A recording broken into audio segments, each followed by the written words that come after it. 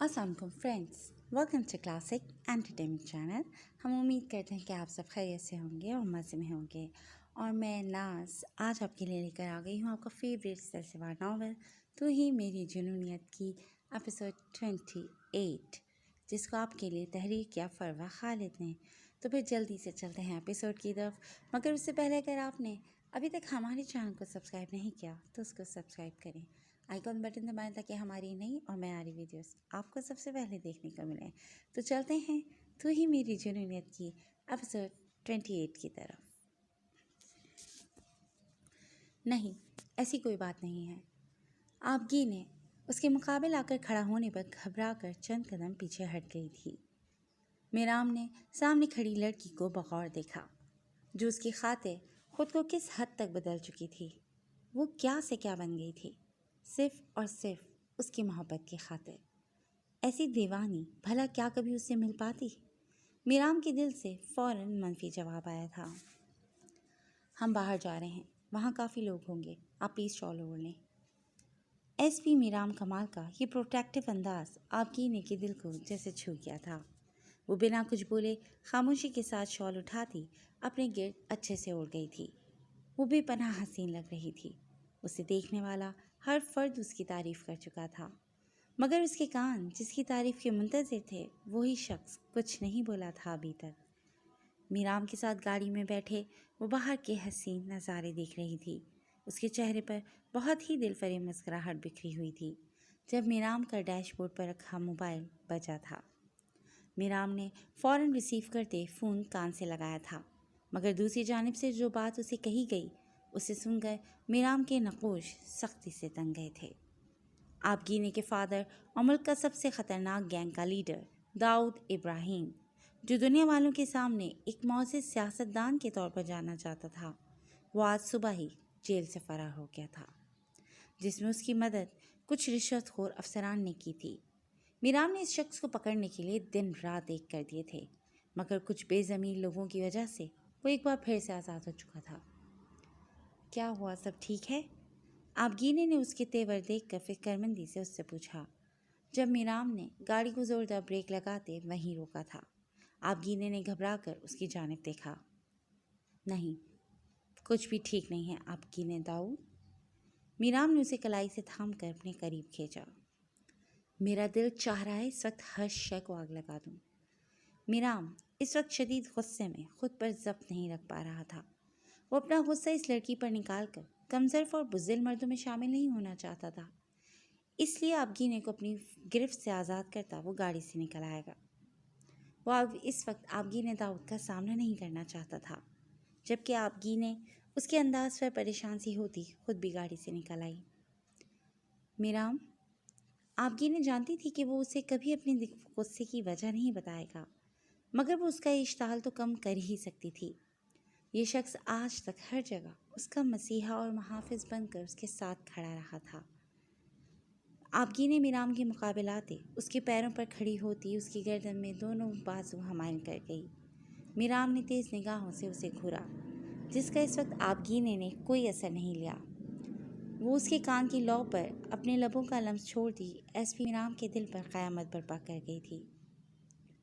हमेशा हर बात का हल गुस्सा करना नहीं होता, खुद को रिलैक्स करना सीखें। गुस्सा कर करके अपना खून जला कर रख दिया है। आपगीने का लम्स एसपी मीराम के ज़ब्त के बंधन तोड़ चुका था। आपगीने जो अपना काम करती पीछे हट रही थी, मीराम ने उसे अपने करीब तक कर लिया। कहाँ जा रही हैं? मैं भी रिलैक्स नहीं हूँ, अपना काम जारी रखें। मीराम ने चेहरा उसके चेहरे के करीब करते हुए कहा। उसकी सांसों की रफ्तार कई गुना ज़्यादा बढ़ गई।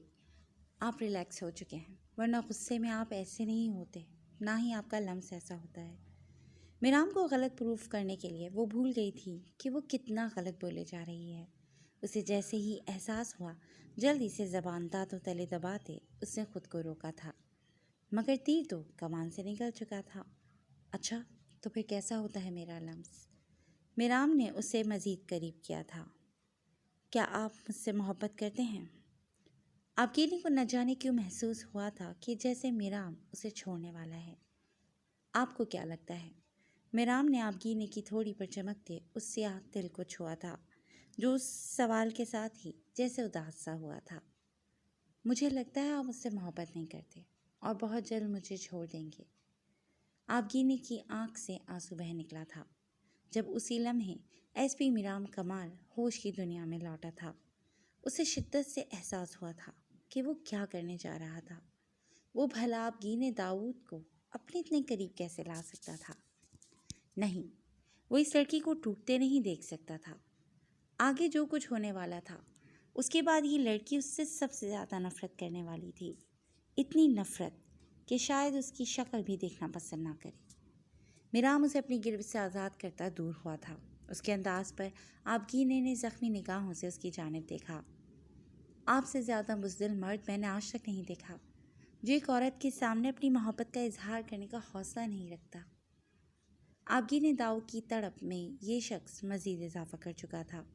وہ غصے سے کہتی گاڑی کی جانب بڑھی تھی جب میرام اس کی کلائی تھامتا اسے واپس اپنی جانب کھینچ چکا تھا۔ نیہا اپنے چہرے کے تاثرات ٹھیک کرتی اسکان شاہ کے روم میں داخل ہوئی تھی۔ اس کا دل اندر سے سوکھے پتے کی طرح کانپ رہا تھا، مگر وہ اس شخص کا خوف اس پر ظاہر نہیں کرنا چاہتی تھی۔ مگر اندر داخل ہوتے ہی جیسے ہی اس کی نظر کمرے پر پڑی، اس نے حیرت بھری نگاہوں سے اسکان شاہ کو دیکھا تھا۔ روم کی کوئی شے بھی اپنی جگہ پر نہیں تھی۔ وہ شخص سب کچھ تہس نہس کر چکا تھا۔ ڈیکوریشن پیسز زمین بوس ہو کر چکنا چور ہو چکے تھے، بیڈ کی چادر تک اپنی جگہ پر نہیں تھی، اور وہ بڑے ہی شاہانہ انداز میں بیٹھا نیہا کے تاثرات ملاحظہ کر رہا تھا۔ 30 منٹ ہیں تمہارے پاس یہ سب کچھ سمیٹنے کے لیے، ورنہ انجام کی ذمہ دار تم خود ہوگی۔ رات کو بہت بڑے بڑے دعوے کر رہی تھی نا، اب ذرا انہیں پورا کر کے دکھاؤ۔ اسکان نے سگریٹ سلگاتے اس کی جانب استحسائیہ نگاہوں سے دیکھا تھا، جبکہ نیہا کا دل چاہا تھا کہ اس شخص کا منہ توڑ دے جو اسے اپنی زر خرید ملازمہ سمجھ رہا تھا، مگر وہ مٹھیاں بھیج کر رہ گئی تھی۔ وہ ہر مقام پر اس شخص سے نہیں ٹکرا سکتی تھی۔ بنا کچھ بولے نیہا نے چیزیں سمیٹنا شروع کر دی تھیں۔ الماری سے بھی سارے کپڑے نکال کر پھینکے گئے تھے۔ نیہا کے لیے اتنے بڑے روم کا یہ بکھیڑا سمیٹنے کے لیے 30 منٹ بہت کم تھے۔ وہ اس شخص کو مزید بکواس کرنے کا موقع دیے بغیر جلدی جلدی سب سمیٹ رہی تھی۔ اس کا ڈریس کافی ہیوی تھا اور اوپر سے سلکی دوپٹہ ہونے کی وجہ سے بار بار اس کے سر سے ڈھلک جاتا تھا۔ وہ بار بار دوپٹے کو سر پر سیٹ کرتی الگ ہلکان ہوئے جا رہی تھی۔ ساتھ ساتھ اسکان کی نگاہوں کا ارتکاز اسے مسلسل زچگی دے رہا تھا، مگر سب کچھ برداشت کرتی وہ مسلسل کام میں مصروف تھی۔ نہ جانے کتنے سارے کپڑے اور بھاری کوٹ تھے جنہیں ہینگ کرتے نیہا کو اپنی کمر ٹوٹتی ہوئی محسوس ہوئی تھی۔ جہازی سائز بیڈ کی چادر واپس سے سیٹ کرتے اسے بہت زیادہ ٹائم لگ گیا تھا۔ اسکان ایک کے بعد دوسرا سگریٹ سلگا رہا تھا اور کمرے میں کوئی ونڈو نہیں کھلی تھی، جس کی وجہ سے دھواں کمرے کی فضا کو آلودہ کر رہا تھا۔ اسکان شاہ کو تو اس سے ذرا بھی فرق نہیں پڑا تھا، مگر نیہا کو اپنا سانس رکتا محسوس ہو رہا تھا۔ وہ بری طرح کھانسنے لگی، لیکن اسکان شاہ کو اس پر رحم نہیں آیا۔ جلا ہوا سگریٹ ایش ٹرے میں مسلتے اس نے نیا سگریٹ جلایا تھا۔ جب اسی لمحے باقی چیزیں سمیٹ کر نیہا اس کے سامنے ٹیبل پر بکھری چیزوں کو ٹھیک کرنے اس کے سامنے آئی تھی، نیہا کا دوپٹہ بار بار اس کے کندھوں پر پھسل رہا تھا، جس سے اس کے براؤن بال اپنی جھلک دکھا جاتے تھے۔ نیہا کے بالوں کا یہ کلر نیچرل تھا جو ہر دیکھنے والے کو بہت پسند آتا تھا۔ اکثر لڑکیوں سے ہیئر کلر کا کوٹ پوچھتی رہتی تھیں۔ اسکان شاہ کی نگاہیں بھی اس وقت اس کے بالوں سے الجھ رہی تھیں، جنہیں چھپانے کی وہ بہت زیادہ کوشش کر رہی تھی۔ نیہا جیسے ہی اپنے دھیان میں اسکان کے سامنے سے گزرنے لگی، اس نے جان بوجھ کر نیہا کے پیر کے آگے اپنی ٹانگ رکھ دی تھی، جس سے الجھتی نیہا اپنا توازن برقرار نہیں رکھ پائی تھی اور سیدھی اسکان کے اوپر آن گری تھی۔ اسکان تو جیسے پہلے سے تیار تھا، اسے فوراً اپنی باہوں میں بھر لیا۔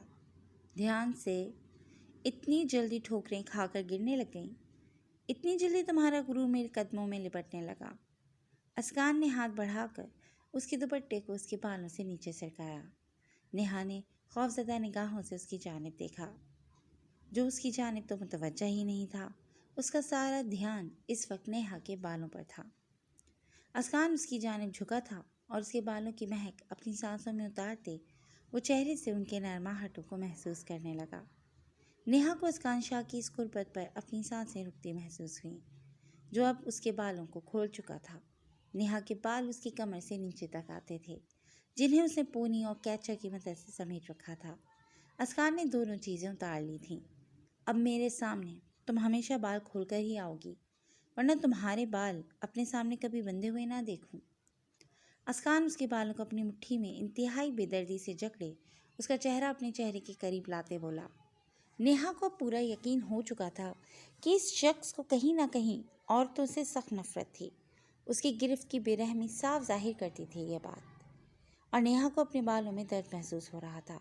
اس نے اسکان کی گرفت سے اپنے بالوں کو آزاد کرنا چاہا۔ جب اسکان دوسری مٹھی میں اس کے بال پہلے سے بھی زیادہ سختی سے دبوچتے، اس کی مہک اپنے اندر اتارتے نیہا کو آزاد کر گیا تھا، جبکہ تکلیف کے مارے نیہا کی آنکھوں سے آنسو بہہ نکلے تھے، جنہیں وہ اس بے رحم اور سفاک انسان کے سامنے بہا کر اپنا مزید مذاق نہیں بنوانا چاہتی تھی۔ مگر اسے اندازہ نہیں تھا کہ اس کا یہ عمل بھی اسکان شاہ کی نگاہوں میں قید ہو چکا تھا۔ تمہارے پاس صرف 10 منٹ باقی ہیں۔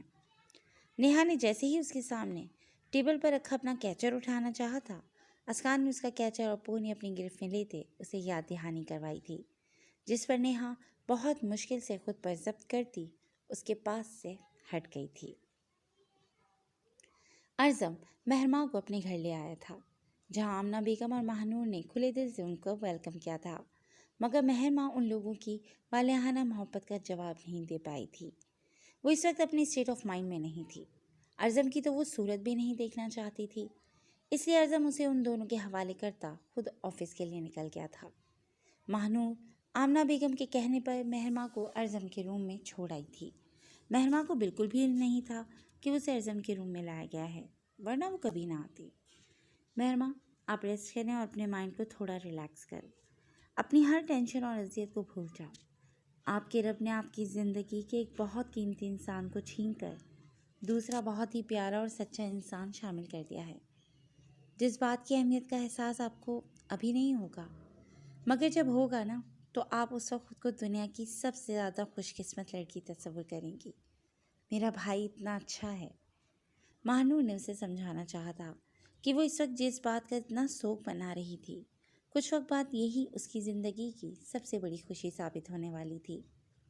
ماہنور جا چکی تھی، مگر مہرماں کتنے ہی لمحے ایسے ہی گمسم بیٹھی نہ جانے کتنے ہی گھنٹے گزار گئی تھی۔